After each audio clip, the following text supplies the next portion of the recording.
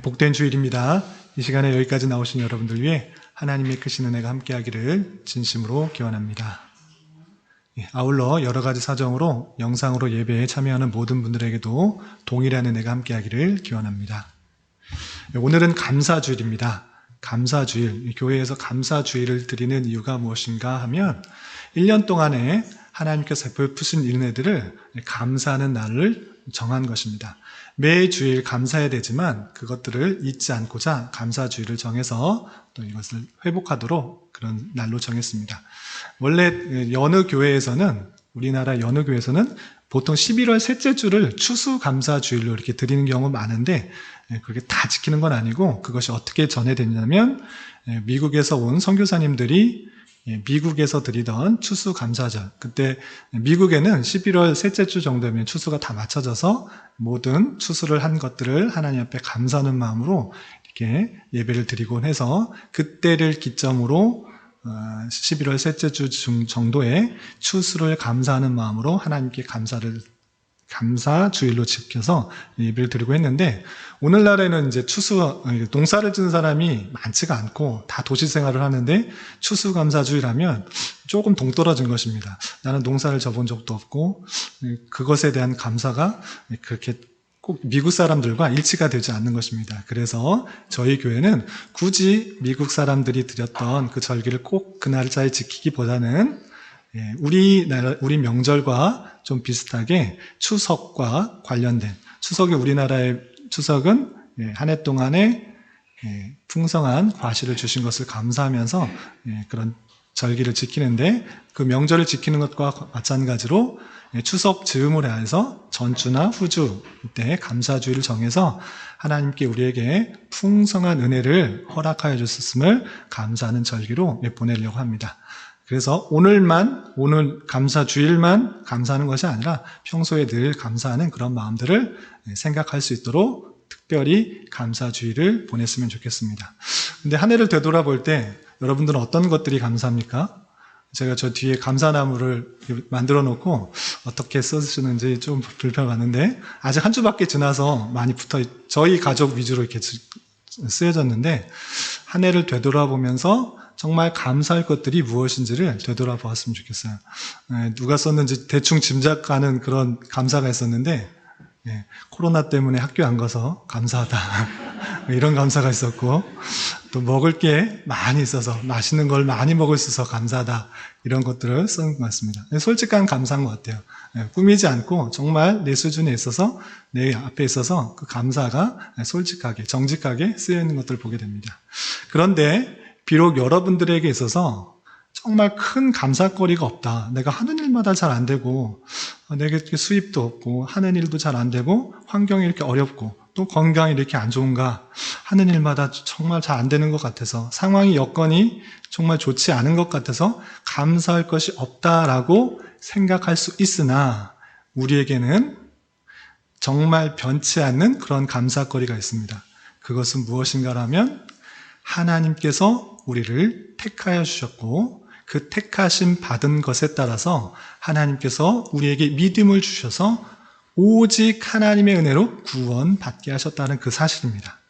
그 사실을 아는 자는 비록 무화과 나무에 열매가 없고 외양간에 송아지가 없고, 어떤 어떤 것들 조건이 비록 내가 원하는 대로 있지 않더라고 하더라도 하나님께서 날 택하여 주셨고 구원해 주셨고, 나를 얼마나 사랑하시느냐, 자기 외아들을 죽기까지 나를 사랑하셨고 구원해 주셨을 뿐만 아니라 천국에 이르는 그 기간까지도 신실하게 나를 붙들어 주셔서 어떤 것도 그 사랑에서 끊이지 않고, 내가 원하는 것은 아니지만 내게 필요한 것들을 하나님께서 채워주시고 인도해 주신다는 그 사실을 믿는 것, 그것으로 말미암아 다른 조건이 다 없을지라도 우리의 감사는 끊이지 않는 것입니다. 그렇기 때문에 어떤 외적인 조건 때문에 감사하는 것이 아니라 하나님으로부터의 관계가 있다라는 그 사실, 그 영적인 그 사실을 아는 자로서 하나님께서 나를 붙들어 주신다는 사실, 그리고 가장 나에게 선한 것으로 인도해 주시고 채워 주실 것이라는 그 믿음이 있으면 비록 내가 가진 것, 또 내가 하는 그런 일들, 그것들이 잘 되지 않을지라도 감사할 수가 있고 또 찬양할 수가 있는 것입니다. 하박국 선지자의 그런 고백과 찬양처럼 내가 가진 외적인 조건이 비록 없을지라도 난 여호와로 인하여 기뻐하며 찬송하며 감사할 수 있는 저와 여러분 되시기를 주님의 이름으로 부탁을 드립니다. 특별히 감사주일 때 비록 내가 원하는 것들이 없을지라도 그것조차 하나님께서 허락하여 주셨고 인도해 주셨다라는 사실들을 기억하며 감사, 찬송이 넘칠 수 있는 그런 시간이 되었으면 좋겠고, 그런 감사가 모든 일에 범사에 감사하라라고 하는 하나님의 뜻, 그것을 실천할 수 있는 저와 여러분이 되시기를 주님의 이름으로 부탁을 드립니다. 오늘 말씀 일기 본문에 따라서 또한 또 교훈을 받으려고 하는데, 오늘 말씀 일기 본문은 역대상 11장입니다. 우리가 지난주에 역대상을 한번 살펴보았는데, 역대상은 어떠한 책인가라고 했을 때 이스라엘 백성들이 하나님의 말씀을 온전히 순종하지 않고 우상을 섬김으로 말미암아 하나님께서 이스라엘 백성, 하나님의 백성임에도 불구하고 그들을 심판하셨습니다. 이웃나라 바벨론에 의해서 이스라엘 나라가 멸망케 하시고 또 이스라엘 백성들이 바벨론으로 포로로 끌려가게 하신 것입니다. 그런데 하나님의 그 사랑은 그냥 이웃나라 바벨론에 포로로 끌려가서 끝내신 것이 아니고 그들에게 다시 회복의 은혜를 주셨습니다. 하나님의 약속대로, 하나님의 예언대로 70년 만에 되돌아온 이스라엘 백성들은 포로에서 되돌아와서 수십 년 동안이나 바벨론의 포로에서 종으로 노예로서 올바른 삶을 살아가지 못했기 때문에 그들에게 필요한 것은 내 자신이 누군가인지 정체성을 확인하는 것이었습니다. 그래서 역대상, 역대하, 이 역대기 기사를 통하여서 그들이 하나님의 백성으로서, 하나님의 자녀로서 그런 정체성을 올바로 심어주고, 이제 포로에서 되돌아온 백성들이 하나님의 나라를 회복하기 위해서 가장 올바른 나라의 모습이었던 다윗의 통치의 내용들을 보여주고자 했던 것입니다. 그래서 역대상을 보면 1장부터 9장까지는 아담으로부터 포로기까지 그때의 족보들이 어떻게 이어지는지, 그리고 이스라엘의 12지파의 족보들이 어떻게 이어지는지 그 정체성들을 잘 보여주고 있는 것입니다. 그리고 10장부터 마지막 29장까지는 다윗이 어떻게 왕위에 올랐고 어떤 통치를 하였는지 쭉 보여주고 있는 그런 내용들로 되어 있습니다. 역대상은 그런 가운데 포로에서 되돌아온 백성들이 하나님의 백성임을 온전히 깨닫고 또 하나님의 나라, 하나님의 공동체를 올바로 세우게 하고자 이 글을 쓰고 있다, 이 글을 읽게 되었다, 대하게 되었다라는 사실들을 알고 넘어가시면 될 것입니다. 그래서 1장부터 9장까지는 아까 말씀드린 것처럼 족보 이야기가 주로 나와 있고요. 길게 나와 있고, 또 10장부터는 다윗이 어떻게 왕위로 올랐는지, 그리고 어떻게 통치되었는지를 보여주고 있는 것입니다. 그래서 어제 읽었던 역대상 10장의 말씀 보면 다윗이 어떻게 오르게 됐는지 그 역사적 배경을 알려주고 있습니다. 그래서 이스라엘 백성들이 왕을 요구할 때 그들의 요구대로 하나님께서 왕을 세워주셨는데 그것이 다름 아니라 베냐민 지파의 사울이었습니다. 그래서 사울을 통하여서 왕에 올랐지만 그가 하나님의 말씀을 온전히 따르지 않고 신접한 여인에게 찾아갔다는 그 사실들을 강조하면서 하나님께서 그를 버리시고 하나님의 마음에 합한 다윗을 세우신다라는 내용이 이어지게 되는 것입니다. 그래서 오늘 11장부터 다윗이 어떻게 왕위로 올랐는지, 또 그와 함께한 사람들이 누가 있는지를 보여주고 있습니다. 그래서 1절부터 오늘 역대상 11장 1절부터 3절까지는 다윗이 어떻게 사울의 뒤를 이어 왕위에 올랐는지 표현되고 있습니다. 그것은 똑같이 사무엘하 5장 1절부터 10절까지 길게 자세하게 구체적으로 설명되어 있는데, 여기서는 포함되지 않는 내용 위주로, 또 핵심적인 내용 위주로 3절에 걸쳐서 짧게 다윗이 어떻게 이스라엘 왕위에 올랐는가 설명하고 있습니다. 어떻게 올랐는가라고 했을 때는 사울이 블레셋에 의해서 죽게 되고 사울이 죽음으로 말미암아 이스라엘을 다스리는 왕이 없었습니다. 그때 온 이스라엘 사람들이 왕을 찾게 됐는데 다름 아니라 헤브론이라는 곳에 모여서 헤브론에서 다윗을 왕위로 세우게 됩니다. 그래서 1절에서 보면 온 이스라엘 사람들이 헤브론에 모여서 다윗을 보고 이르되 우리는 왕에 가까운 혈족이다. 왕에 가까운 사람이다. 라고 표현하면서 왕위로 세우게 됩니다. 그렇게 말하는 것뿐만 아니라 2절에서 보면 왕의 하나님 여호와께서도 왕에게 말씀하시기를 내가 내 백성 이스라엘의 목자가 되며 내 백성 이스라엘의 주권자가 되게 되리라 하셨나이다 라고 말하면서 하나님께서 그렇게 원하셨기 때문에 왕위로 올라주십시오 이렇게 요청을 하게 된 것입니다. 그래서 온 이스라엘 사람들 그리고 모든 장로들이 모여서 다윗에게 와서 같은 민족이고 같은 혈육이고 또한 하나님께서 그렇게 원하셨기 때문에 말씀하셨기 때문에 왕으로 올라주십시오 라고 요청을 한 것입니다. 그래서 다윗이 모든 사람의 마음에 합하여서 기름 부음을 받게 되고 헤브론 지역에서 왕위에 오르게 된 것입니다. 그래서 헤브론 지역 물론 성경 공부를 많이 하신 분들을 또 지리를 잘 아신 분들은 아시겠지만 혹 처음 들어보는 그런 분을 위해서 지도를 해놨습니다. 그래서 헤브론 지역은 어떠냐면 예루살렘으로부터 남쪽으로 떨어져 있는 그런 지역입니다. 그래서 한참 밑으로 떨어져 있는 염해에서도 서쪽 편에 있는 그런 지역이다라고 할 수가 있는데 그 지역에서 다윗이 7년 6개월 정도 왕위를 다스리게 되는 것입니다. 그리고 나서 4절부터 9절까지 보면 4절부터 9절까지 보면 예루살렘으로 다시 다윗이 와서 그곳에서 성을 차지하는 것을 볼 수 있습니다.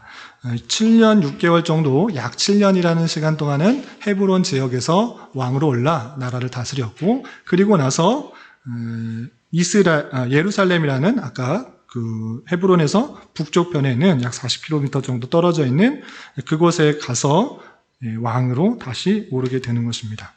그런데 예루살렘을 정복할 때 쉽게 정복하는 것은 아닙니다.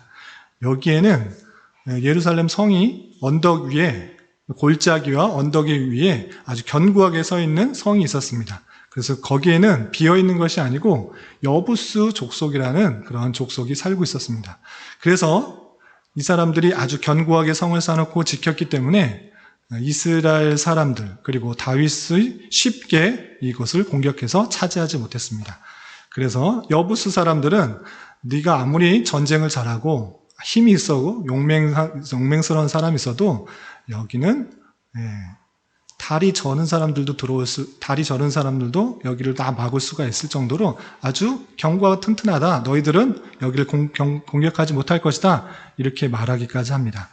그런데 다윗은 그 이야기를 듣고 이렇게 명령합니다. 누구든지 여부스 사람을 치는 사람은 내가 우두머리로 삼겠다. 지휘관으로 삼겠다. 누구든지 저 성을 공격한 사람은 내가 지휘관으로 삼겠다. 이렇게 말을 하자 요압이라는 사람이 꾀를 내어서 이곳을 점령합니다.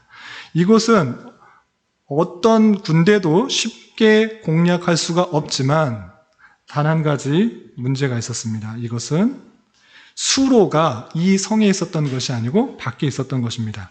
그래서 이 여부스의 예루살렘 성은 물을 뜨려고 할 때 이 성에서 있는 것이 아니고 성 밖에 있는 물에서 길러와야 했습니다. 그래서 여부스 사람들이 어떻게 밖에서 물을 끌어내느냐라고 했을 때는 성 안에서 깊이 굴을 뚫고 그리고 또 내려가서 물을 끌어갈 수 있는 그 수로를 만들어 놓은 것입니다. 통로를 만들어 놓은 것입니다. 그래서 이 그림을 보면 성 안에서 성 바깥으로 이동할 수 있는 수로까지 이동할 수 있는 터널을 만들어 놓고 아주 견고한 성이지만 그곳에 그 안쪽에 물이 없었기 때문에 그 바로 곁에 있는 셈에서 길러올 수 있도록 굴을 파는 것입니다. 그런데 이것을 가만히 살펴봤던 이스라엘 백성들이 알고 특별히 요압이라는 사람이 이것을 알아내고 요압을 통해서 이 수를 통해서 비록 그 성은 견고하고 언덕이 높아서 아무로 쳐들어갈 수가 없었지만 이 사람들 요압에 의해서 요압의 군대들에서 이 여부스 사람들이 정복되고 그 여부스의 성이 이제 다윗성으로 바뀌어서 예루살렘, 지금의 예루살렘이 이제 다윗의 차지에 가게 된 것입니다. 그래서 예루살렘에서 33년을 다스리게 된 것입니다. 그때 하나님께서 다윗과 함께함으로 말미암아 이렇게 강성해졌다 이런 표현을 살펴볼 수가 있는 것입니다.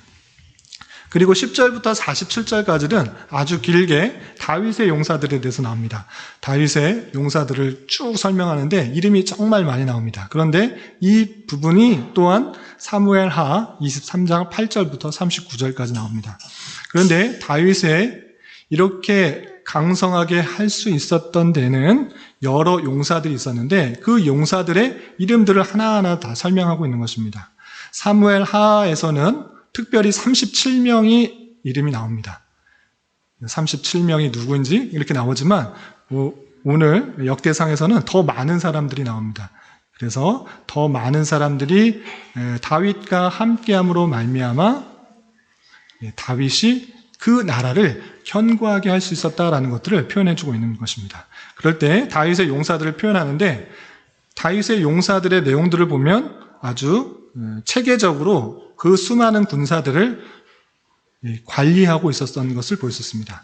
다윗이 그 왕으로 올랐을 때 수많은 군사들이 있었습니다. 그 수많은 군사들을 다스리는 우두머리를 뽑았고 그 우두머리를 다스리는 그런 사람이 있었는데 그 사람을 약 30명의 용사들을 뽑았던 것입니다. 그래서 그 30명의 아주 핵심적인 용사들, 큰 용사들을 붙여 놓아서 수많은 군대들을 그 용사들을 통하여서 다스리게 했던 것입니다.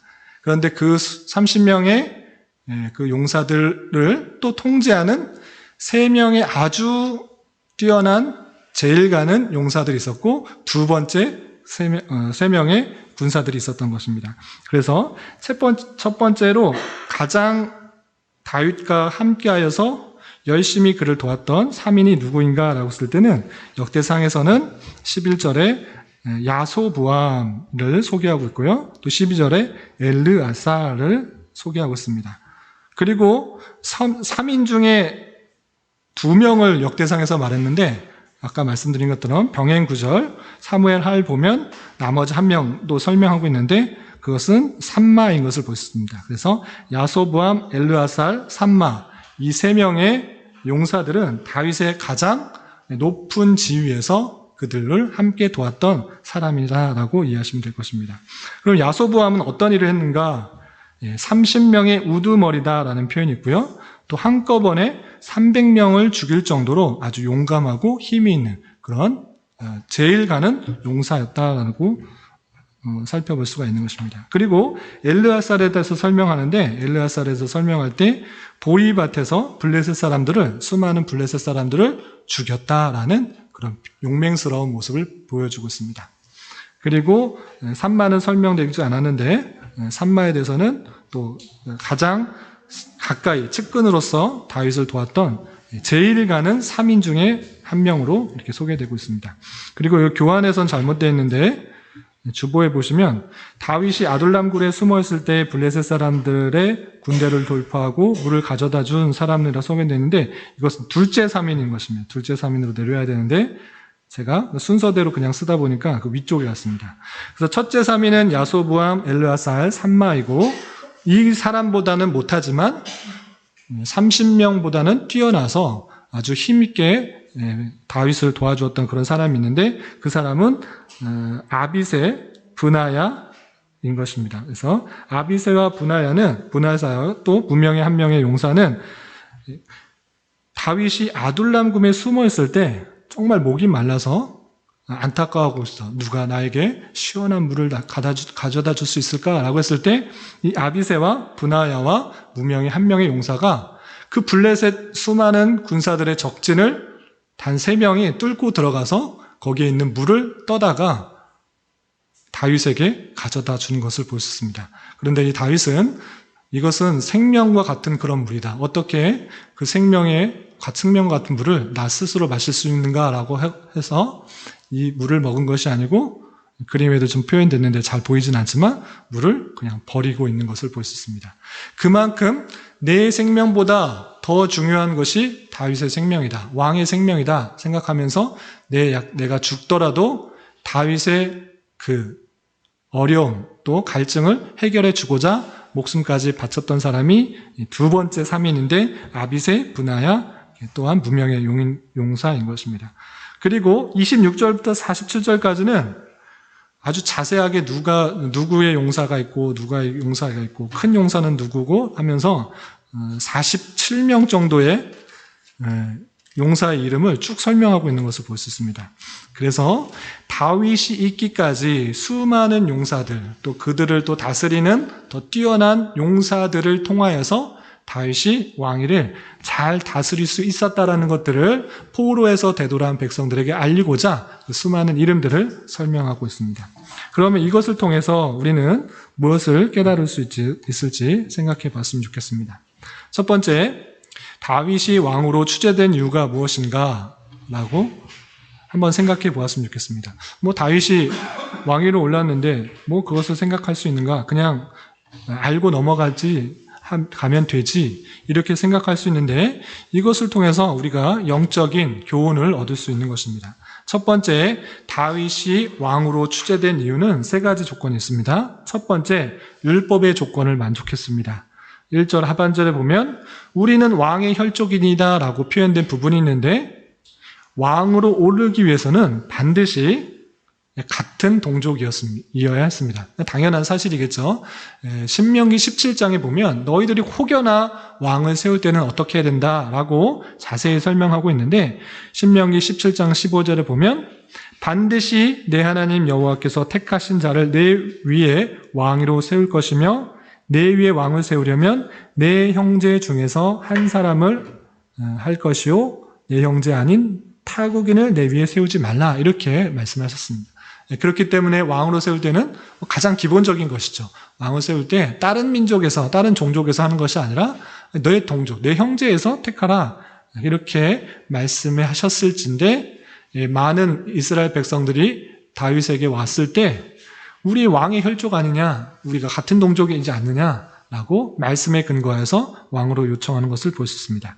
또한 외적인 조건이 있습니다. 그것은 2절 전반절에 있는데 이렇게 말하고 있습니다. 전에 곧 사울이 왕이 되었을 때도 이스라엘을 거느리고 출입하게 한 자가 왕이셨고, 이렇게 표현하고 있습니다. 이게 무슨 뜻입니까? 사울이 왕이었을 때도 이스라엘 백성들을 거느리고 출입하는 것, 데리고 다닌 것, 들어오고 나가는 것, 전쟁에 들어오고 나가는 것, 그 모든 일들을 하는 데 있어서 사울이 왕이었을 때도 다윗 왕이 그렇게 하지 않았습니까? 다윗 왕이 장수로서 전쟁에 나갈 때 우리에 앞서서 전쟁에서 승리하고 또 돌아오고 그러지 않았습니까? 이렇게 요청한 것입니다. 외적인 조건을 봤을 때도 다윗은 전쟁에 아주 용맹한 사람이었기 때문에 그 왕으로 하기에 합당하다, 이렇게 표현하고 있는 것입니다.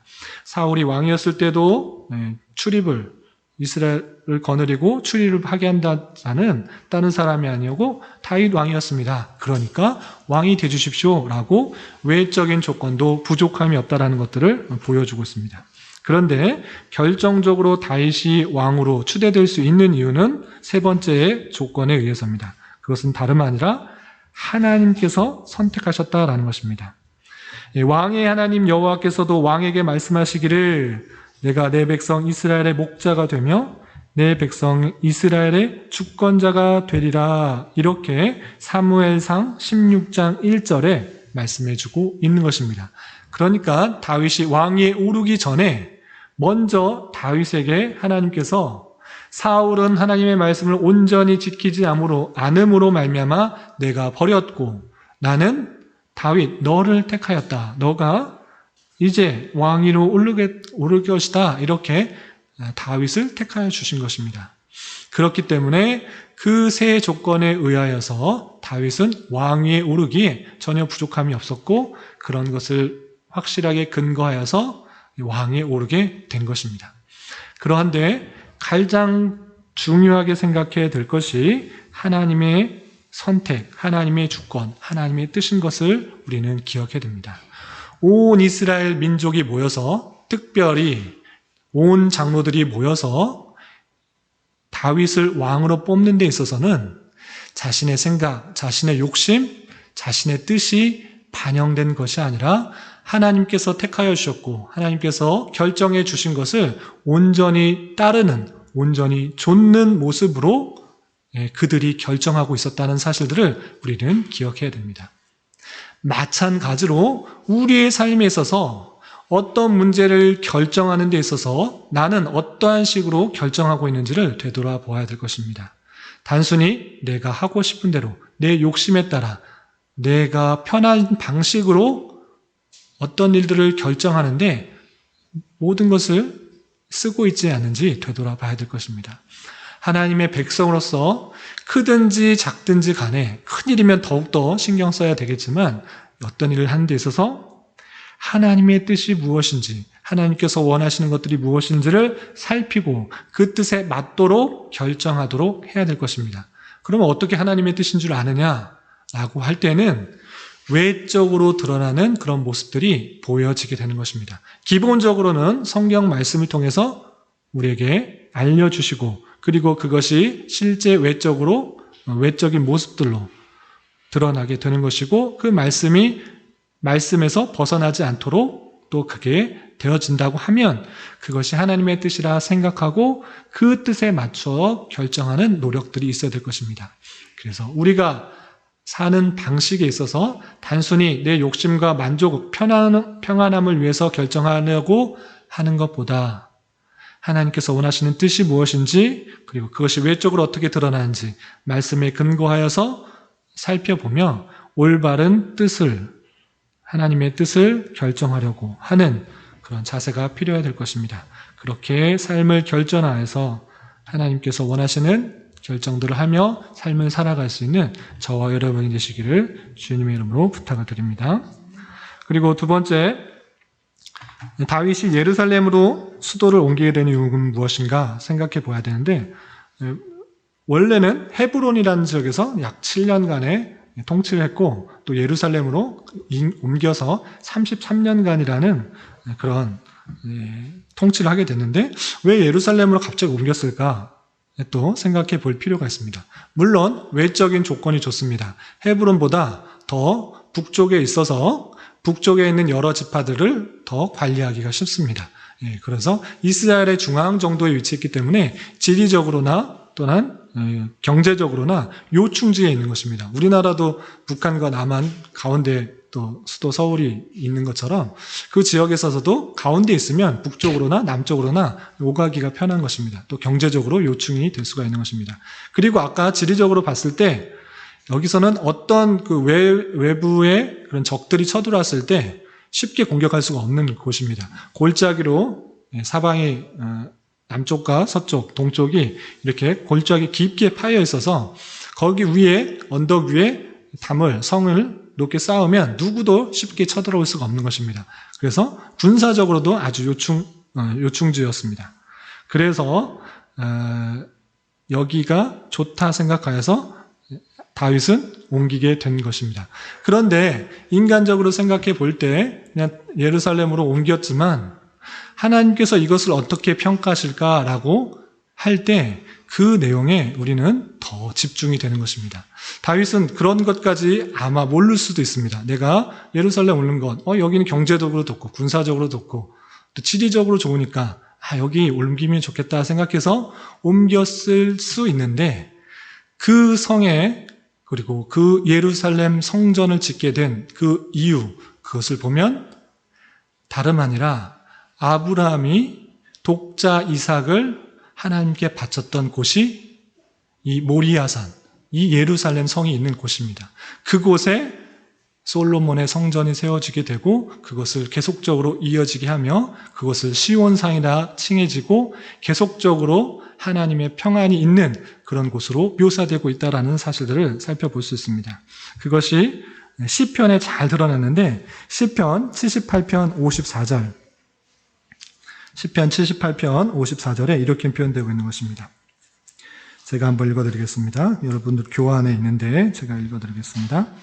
그들을 그의 성소의 영역 곧 그의 오른손으로 만드신 산으로 인도하시고, 분명 다윗이 그냥 예루살렘으로 간 것 같이 보이지만 하나님께서는 그 장소가 어떠한 장소인지를 아시고 그의 마음을 주장하셔서 그를 인도하셨다, 이렇게 표현하고 있는 것을 볼 수 있습니다. 또한 시편 78편 68절에 이런 표현도 있습니다. 오직 유다 지파와 그가 사랑하시는 시온산을 택하시며, 그냥 예루살렘을 택한 것, 자기가 살기 좋은 곳, 또 입지가 좋은 곳으로 택한 것 같이 보이지만 하나님께서 그 장소로 인도하여 주셔서 예루살렘에 상징성을 부여하고 있다는 것입니다. 그곳이 어떠한 곳인가? 하나님께서 원하신 곳이었고 하나님께서 뜻하신 곳이었고 하나님께서 인도하여 주셨다, 이렇게 표현되고 있는 것입니다. 그러할 때 이것에 차지한 것, 열심히 차지해서 또 머리를 좋게 해서 수로를 타고 들어가서 그 견고한 성을 점령한 것 같이 보이지만 그 결과에 있어서 어떻게 하나님께서는 표현하고 있는가, 역대기 기자는 설명하고 있는가, 역대상 11장 9절에 이렇게 표현하고 있는 것입니다. 11장 9절에 보면 만군의 여호와께서 함께 계시니 다윗이 점점 강성하여 가니라, 이렇게 표현하고 있습니다. 하나님께서 함께하여 주셨고 그것이 하나님의 뜻이고 하나님께서 원하시는 것이었기 때문에 예루살렘에 차지할 수가 있는 것이고 그 발걸음에 도달할 수가 있는 것입니다. 그러니까 단순히 하나님께서 함께 하심으로 강성해진다라고 끝나면 그런 기복적인 신앙에 그치기 쉽습니다. 하나님께서 함께 계시니까 다윗이 점점 강성해져가지고 모든 일을 할 수 있다. 주님께서 함께 하시면 모든 일을 할 수 있다. 내가 원하는 것 모든 것을 할 수 있다로 그치면 한 면만 보는 것입니다. 물론 하나님께서 함께 하심으로 말미암아 다윗이 그 견고한 성 예루살렘, 여부스 사람들이 오랜 동안 그것을 차지하고 있었던 그 성을 차지할 수 있었지만 그 뒤에는 하나님의 뜻이 함께 하셨고 그것의 예루살렘, 그 성의 성전의 특별성을 알고 있었기 때문에 하나님께서 그렇게 인도해 주신 것입니다. 하나님께서 그렇게 뜻을 가지고 계셨고 다윗에게 힘을 주셔서 함께 하셔서 그 일을 이루셨다라는 사실들을 잊지 말아야 될 것입니다.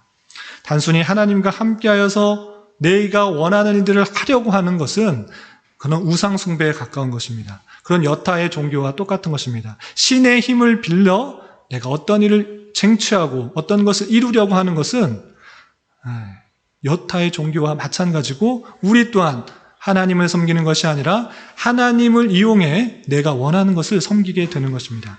그러한 것이 아니고 하나님께서 인도하시는 손길, 하나님께서 원하시는 것, 하나님께서 예정하신 그 내용을 따라 그것이 하나님의 뜻이기에 내가 하나님의 붙들림 받아 쓰일 수 있다는 것, 그것이 하나님께서 원하시는, 이루시려고 하는 그런 뜻이라는 것들을 알아야 될 것입니다. 흔히들 이런 기도가 있습니다.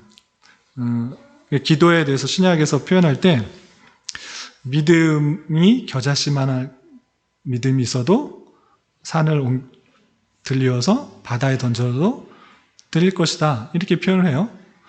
그러면 믿음이 없어서 우리가 산을 못 들어서 못하는 것인가? 산을 못 던지고 산을 바다에 못 던지는 것인가?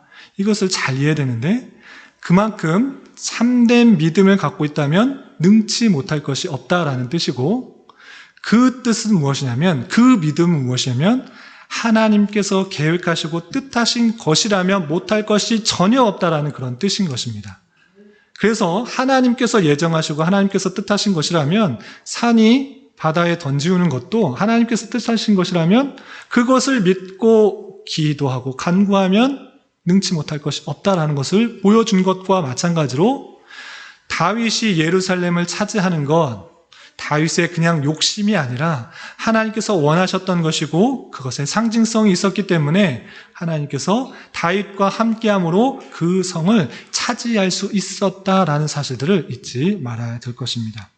그것과 마찬가지로 하나님의 뜻을 제대로 알고 하나님께서 원하시는 것을 잘 알고 그것을 이루고자 힘쓸 때 우리가 능치 못할 일이 없다라는 것들, 또 하나님께서 강성하고 부국하게 할 수 있다는 사실들을 잊지 말아야 될 것입니다. 마지막으로 다윗이 왕국을 튼튼히 할 수 있었던 원인에 대해서 생각해 보았으면 좋겠습니다. 다윗에게는 수많은 군사들이 있었고 또한 그 중에 큰 용사가 있었으며 그리고 그들을 다스리는 30명의 용사가 있었습니다. 30명이 정확하게 30명이라고 생각하기보다는 30여 명으로 그냥 생각하는 게 좋습니다. 왜냐하면 사무엘 하 23장에서도 그 이름이 31명으로 기록되어 있는 것을 볼 때 굳이 30명 이렇게 구체적으로 하는 것보다는 30여 명의 용사가 그들을 도왔다 이렇게 생각하시면 좋겠습니다. 그리고 그 30용사 중에서도 또 뛰어난 첫째, 둘째, 세 그룹의 용사가 있었습니다. 그래서 수많은 사람들 또 체계를 갖추어서 그를 돕는 사랑을 통해서 다윗이 왕국을 튼튼하게 할 수 있었습니다. 그리고 이들은 그냥 단순히 다윗을 돕기 위해서 충성한 사람이 아닙니다.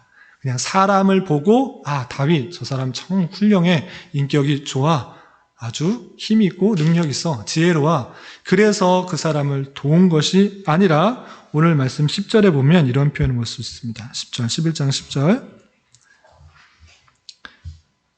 다 같이 한번 읽어보겠습니다. 시작. 다윗에게 있는 용사의 우두머리는 이러하니라. 이 사람들이 온 이스라엘과 더불어 다윗을 힘껏 도와 나라를 얻게 하고 그를 세워 왕으로 삼았으니 이는 여호와께서 이스라엘에 대하여 이르신 말씀대로 함이었더라. 아멘. 용사의 우두머리라고 하면서 이 수많은 용사들을 다음 11절 이하 쭉 설명하고 있습니다. 그런데 그 사람들이 온 이스라엘과 더불어 다윗을 힘껏 도와 나라를 얻게 했다. 다윗을 힘껏 도와서 나라가 튼튼하게 됐다. 이스라엘 나라가 튼튼하게 이렇게 했다라고 이렇게 표현하고 있습니다. 그래서 다윗을 도와서 이 용사들이 함께 힘을 모아서 이 나라가 튼튼하게 한 것입니다. 그런데 이것을 설명할 때 어떻게 표현하고 있냐면 이는 여호와께서 이스라엘에 대하여 이르신 말씀대로 함이었더라 라고 표현하고 있습니다. 그냥 다윗이 성격이 좋아서, 인격이 좋아서, 또는 멋있어서, 힘이 좋아서, 지휘 통솔력이 좋아서 그를 도왔더라, 그가 왕이 되는 걸 도왔더라 이렇게 표현하지 않고 하나님께서 이스라엘에 대해서 이르신 말씀이 있는데 그 말씀을 이루기 위해서 다윗을 도왔다, 힘껏 도왔다 이렇게 표현을 하고 있는 것입니다. 이 수많은 용사들은 다윗의 그냥 인간적인 모습에 끌려서 그를 도와 나라를 왕으로 모신 것이 아닙니다. 그는 하나님의 말씀이 있기에 그 하나님 말씀이 주어졌기에 그 말씀대로 살아가고자 다윗을 세우고 다윗을 높이고 또 나라를 튼튼하게 했던 모습을 볼 수가 있는 것입니다. 이런 모습을 가지고 그냥 쉽게 이런 상상을 하기 쉽습니다. 나도 다윗과 같이 수많은 돕는 용사들이 있었으면 좋겠다. 저도 솔직히 개척한 지 얼마 안 됐는데 다윗이 목마를 때 정말 목숨 걸고 물 떠다 줄 만한 그런 사람이 있었으면 좋겠다라는 그런 마음이 안 들겠습니까? 들겠죠. 개척할 때는 더 지금도 권사님과 장로님과 여러 성도님들이 많이 도와주면 주고 있어서 감사한데 정말 목마르고 힘들 때 정말 시원한 물 한 잔 떠줄 만한 그런 사람이 있었으면 좋겠다라고 적용하기가 쉽습니다. 그런데 그것이 아니라 정말 내가 하나님의 갈증을 해결해 주고자 열심히 다하고 있는가를 생각해 볼 때 참으로 부족하고 연약하다라는 생각을 하게 됩니다. 하나님께서 그런 사람을 찾고 계시는 것은 아닌가 이렇게 생각해 봅니다.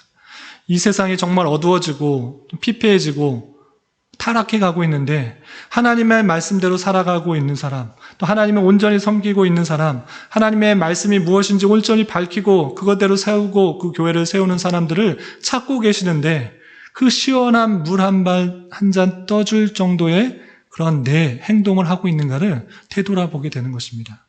그러지 못한 나의 모습을 볼 때 내가 어떤 사람을 통하여서 그 갈증을 해결하는 것이 아니라 내가 정말 하나님의 갈증, 하나님께서 원하시는 바를 잘 이루어 두고 있는가를 되돌아보게 되는 것입니다. 그것을 올바로 깨닫고 하나님의 갈증, 하나님께서 원하시는 바를 올바로 살게 된다면 어떻게 되느냐? 그런 모든 사람들이 그런 마음을 가지고 내가 하나님의 갈증, 하나님께서 원하시는 대로 정말 목숨을 다해서 행하겠다라고 그런 마음을 갖고 있으면 어떻게 되느냐? 그것은 다윗을 도와 수많은 사람들이 함께 말씀을 이루려고 힘을 합쳤던 것처럼 저와 여러분들이 하나님의 갈증을 해결하고자 열심히 일할 때 서로 동역하며 서로 하나가 되어 서로 용사가 되어 그런 관계로 아름다운 교회, 아름다운 공동체, 아름다운 왕국으로 세워져 가는 것입니다. 나를 위해서 어떤 사람이 도와주고 그 갈증을 해결해주는 사람이 아니라 우리 모두가 하나님의 갈증, 하나님께서 원하시는 바를 열심히 이루려고 하는 용사가 되어질 때 그 모든 사람이 하나가 되어서 이스라엘 왕국을 이루었던 것처럼 하나하나 연합되어서 아주 힘 있는 3명의 용사, 그 다음 3명의 용사의 힘은 묻히지만 그 다음 3명의 용사, 그리고 30명의 용사, 그리고 큰 용사, 그리고 이름조차 드러나지 않는 작은 용사들이지만 그 모든 용사가 함께 말씀을 이루기 위해서 힘쓸 때, 하나님께서 원하시는 것들을 이루려고 힘쓸 때 서로 강대해지고 힘있고 하나님께서 원하시는 그런 나라가 만들어질 수 있다는 사실들을 잊지 말아야 될 것입니다. 그래서 어떤 사람을 위해서 내가 돕는 사람이 되는 것이 아니라 하나님께서 주신 말씀, 하나님께서 원하시는 일, 그것이 있을진데 그것을 이루려고 내가 행하고 내가 맡은 바 사명들을 잘 감당할 때 우리에게 주어진 공동체가 바로 서며 또한 질서가 있고 또 힘이 있게 하나님의 나라가 이루어진다는 사실들을 잊지 말아야 될 것입니다. 그렇게 될 때 서로가 하나님의 일들을 함으로 서로가 동역자가 되고 서로가 서로에게 힘이 되어주는 용사가 되어준다는 사실들을 잊지 말아야 될 것입니다. 내 한 명이 그냥 하찮게 여기지 말고 내 한 명 한 명, 나 한 명 한 명이 정말 하나님의 뜻이 무엇인지를 잘 분별하며 그 말씀을 이루어 드리기에 힘쓰는 용사로 온전히 들여져서 하나님의 나라를 잘 세워나갈 수 있는 우리가 되어야 될 것입니다. 이런 은혜가 저와 여러분, 우리 모두에게 있기를 진심으로 기원합니다. 기도하겠습니다. 하나님 아버지 감사합니다. 오늘 말씀을 통해서 다윗과 함께 말씀대로 이루심에 헌신한 용사들에 대해서 살펴보았습니다. 우리 또한 하나님의 말씀을 온전히 깨닫고 주님의 뜻과 계획을 이루어 드리는데 마음과 뜻, 정성을 다할 수 있는 자 되게 하여 주시옵소서. 이 모든 말씀 예수님의 이름으로 기도드리옵나이다. 아멘.